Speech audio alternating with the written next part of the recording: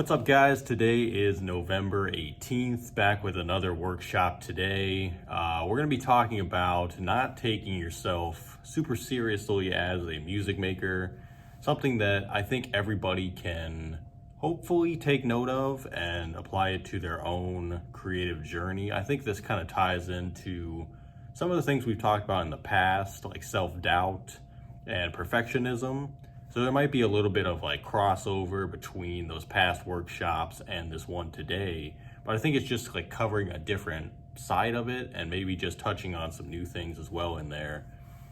So I have 3 articles, but the one we're going to be going over today is called How to Unfuck Yourself as a Music Producer. I think this one just resonated the most with me because I am a producer and I thought that title was hilarious. But this is by Abstract Music Lab.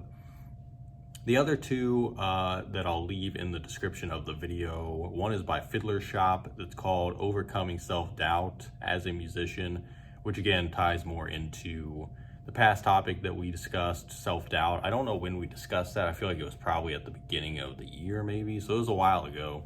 But definitely if you need a fresher up on that, check that one out. And the other one is called How to Not Take Yourself Too Seriously, or So Seriously, Take It From Me, and that's by The Good Trade.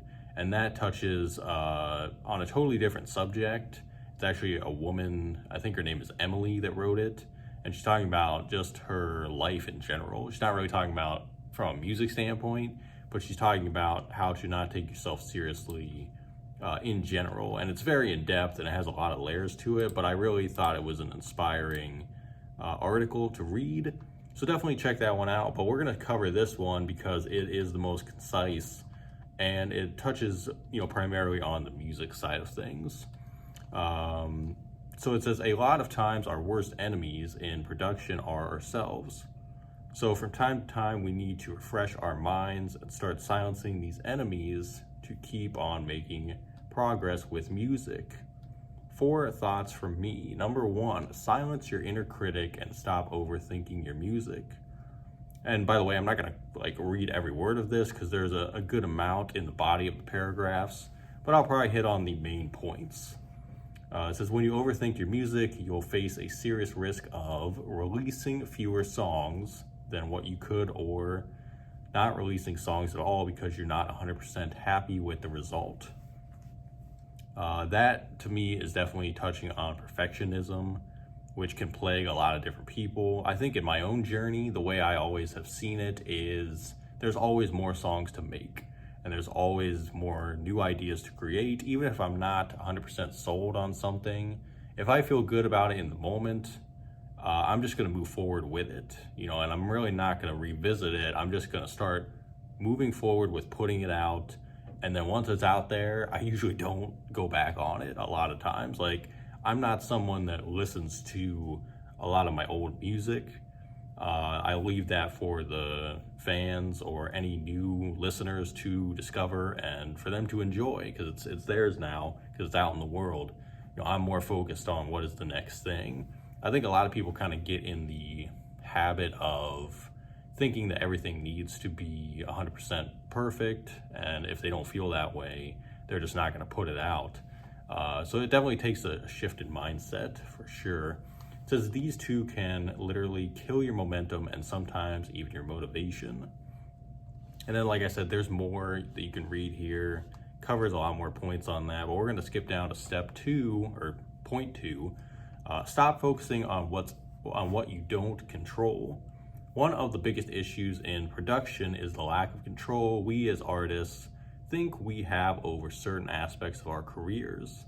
The problem starts when we set expectations on things outside of our control, which could later lead us to lose motivation if they don't work out the way we expect, which can eventually cause us to quit making music. I can safely say 9 years into my journey, the way I envisioned things going back in 2016 is definitely not the way that they have gone, for better and for worse. I think when I started out, I honestly just pictured producing for artists and hopefully producing for bigger artists and going the route of the traditional producer, kind of being behind the scenes, not really having to show my face a ton. But then I quickly realized that's definitely not how it works, and you have to actually build a brand, build an identity, and build a sound on your own. And that has led me to do all these things like this video today. I mean, this is a great example. Like, I would have never thought I'd be doing anything on YouTube or any of these other social media platforms, and definitely not using my voice as much the way that I do. But I am better for it. You know, I think if I had went that route, it would have limited my abilities to have an impact, have a real impact. And I also don't think that I would be seeing as much movement with making connections and just building something that is, you know, solely my own. I think that everybody usually tries to latch on to maybe a label, they want to get signed, or they want to get this big person's attention or whatever. And it's like, the best thing you can really do is build your own thing and then get other people's attention that way by the way that you are maneuvering and the type of music you're making and that sort of thing, and just be yourself and do it in an honest way. So that's how I've always looked at that. And I wouldn't want it to have played out any other way than it has, because it's shown me how to really put in the real work on my own without any guidance or without anyone holding my hand and telling me what to do. But it's also just showed me that there's so much power in that, and the ability to build your own movement and start it and see it through to the end, you know, whenever that may be. But hopefully I can keep doing this as long as possible. But I think it's a great example of that, why, you know, everybody's kind of focused on these different moving parts around them. And a lot of that can be a lack of patience too. And I'm guilty of it too. I mean, there's so many times where, you know, I think I'm about to hit the next level or the next big thing that I'm trying to do, and then maybe it doesn't work out that moment. But I realize now that the best things will come in time. You know, it might take a few months or a year or a couple years, but I think you have to just plant the seeds. I always say plant the seeds every day, and then they eventually will grow into what you want them to be. So that's, I guess, from my experience, that's what that means. And I think you can identify that in your own life and your own career. Like, what are the things you need to practice more patience on, I guess, would be the thing. Number 3, we have stop waiting for the right time and just do it. Another really common excuse from producers not to produce is that we are all waiting for motivation to produce, or we don't have time to make music because things got busy. And believe me, sometimes I'm there with you. This actually brings up a good little topic from last night, actually. I talked to Eloquent, one of my favorite producers. We recorded an episode for the Proven Knowledge podcast that's going to be coming out here in a couple weeks. And part of that interview, I think it was toward the end, he was talking about his recent EP, Excursion, that's more of a house EP. He just dropped it like 2 weeks ago. And he was telling me basically this. He was like, a lot of, you know, people want to have a perfect rollout and a perfect idea of how music is going to be received, and they start waiting. It goes into that perfectionist mindset where it's like they start waiting around for what they think is a perfect moment. But he said, you know, I wanted to put this EP out now because there really is no right time to do it. Why not now? You know, there's no better time than right now. And that's exactly what this means, in my opinion, as well, is just you gotta realize that there's no right time to do any of this stuff, you know, and you're never gonna be ready to do half the things you want to do anyway. Sometimes you just gotta dive right in and get your hands dirty and see where it leads, because there's never been anything happen when you're not putting in the work to make the progress happen. Things are just gonna keep being stagnant for you if you're just waiting around for a perfect moment. So I guess that's what that reminded me of. And yeah, I thought it was cool that we kind of had that discussion last night as well. Number 4, so this is the last one here. And then there's also like a closing thing I'll read a little bit of. But number 4 is crushing writer's block, which obviously can apply to a producer making the music side, or it can apply to the songwriter actually writing lyrics.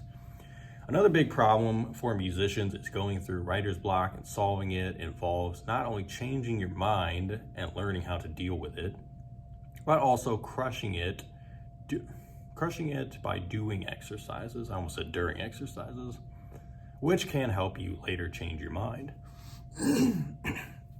And then it talks about perception, just gives you some ways to work through it. And I think we've talked about writer's block as well a little bit, and just how things go. And that, for me, again, personally, that plays into what I talked about at the beginning, where I realize there's more ideas to be made. Even if I make something I'm not necessarily proud of, if I even have a little part of that song that I could eventually use for something else, I'll keep it around. I'll let it sit on the hard drive for a bit, maybe reevaluate it in a few weeks and see where it's at. But there's more ideas to be made. You're never gonna make a perfect song, and even the songs that you make that you like, it's gonna push you to want to make better songs. So either way, you're just gonna have to keep moving forward and keep trying to make better material.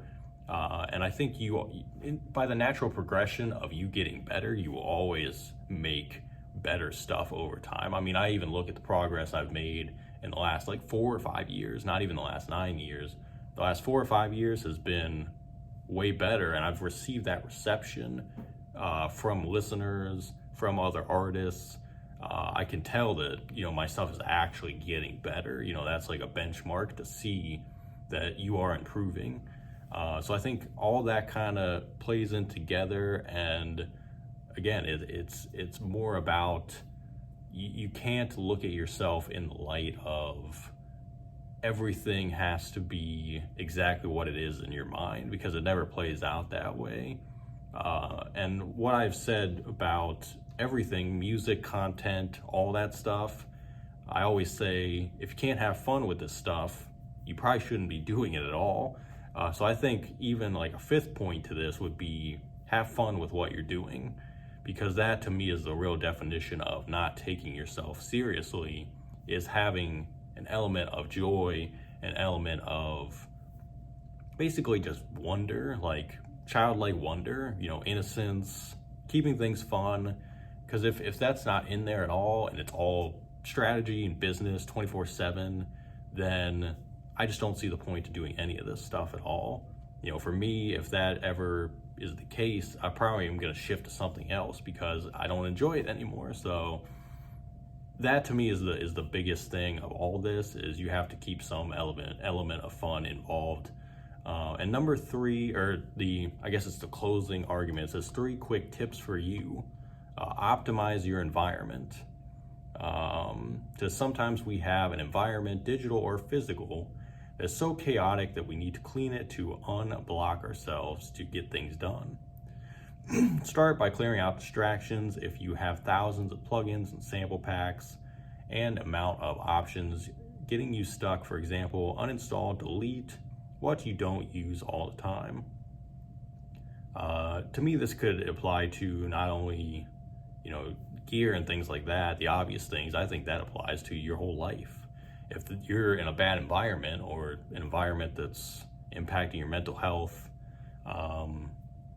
definitely consider changing that in whatever way that you can. So that kind of play into 2 ways. Number 2 is make your career and your producer life anything you want. You don't need to follow what everyone does in their career. So if labels are not for you, self-release your song.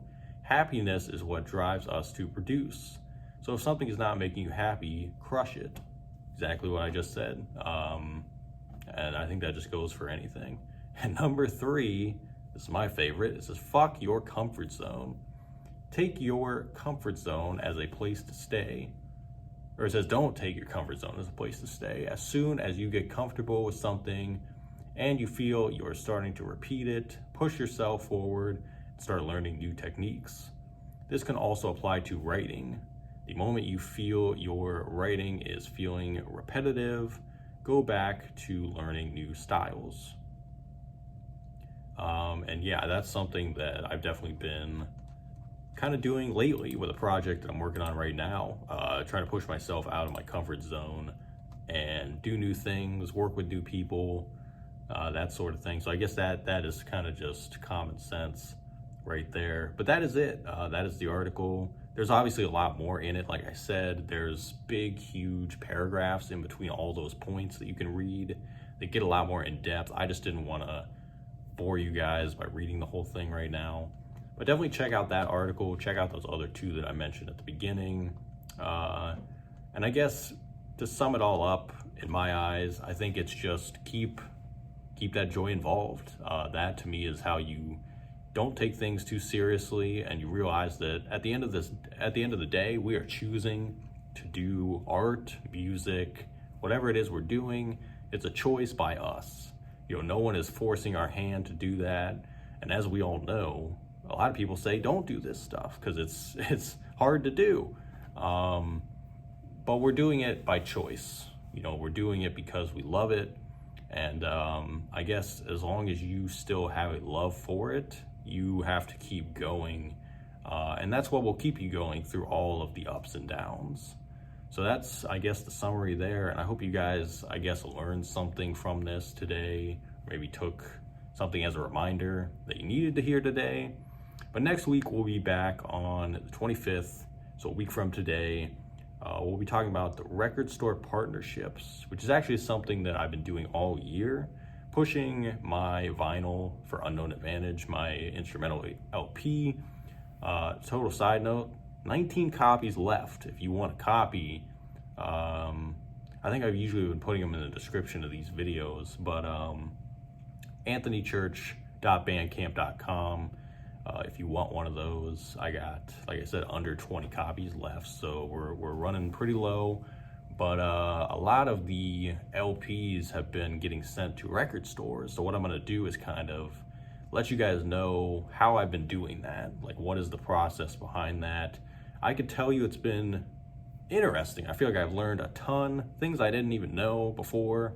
I've learned a lot about record store inventory, consignment agreements. I've learned all kinds of stuff by doing this over the last, it's been almost a year now, which is crazy. It's been about 9-10 months of just pushing these to different stores. But luckily I've been able to work with a lot of different stores here in North America and a few overseas now as well, even though the tariffs have really been killing the cost of shipping. But definitely been grateful. So I'll cover a lot of that stuff and maybe find some articles about how you can do this if you have maybe a CD or a vinyl you're trying to get into record stores. What are good methods to get in touch with those individuals and make that happen? But yeah, as always, I hope you guys stay safe out there, stay positive this week, and we will see you on the 25th with another one. Thanks for watching. We'll see you then.